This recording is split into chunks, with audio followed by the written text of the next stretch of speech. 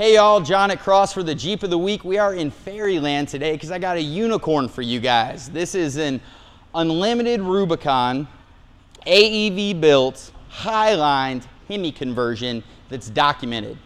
I know it's a mouthful. Usually you get bits and pieces of that, not all of it at the same time, which makes this so exciting.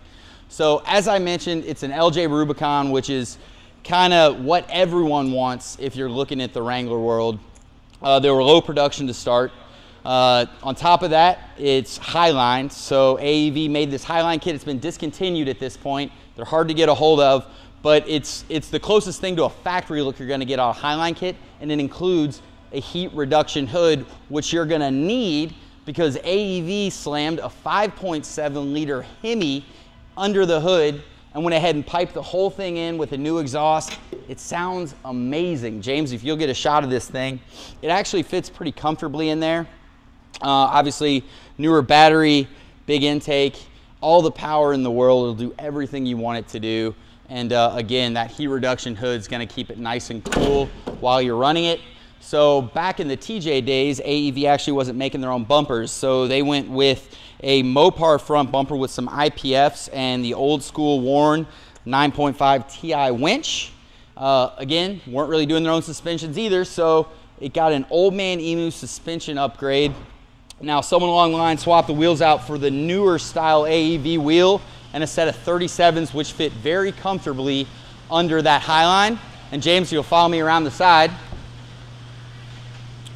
On the interior, they went ahead and added power locks and mirrors. It has a set of AEV seat covers and then a Corbu full leather rear seat, which is pretty slick.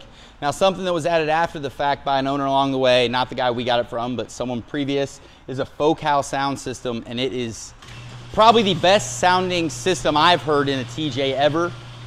It has two 8-inch subs in the back in a pretty generous box, which fits okay behind the rear seat because, again, it's an Unlimited.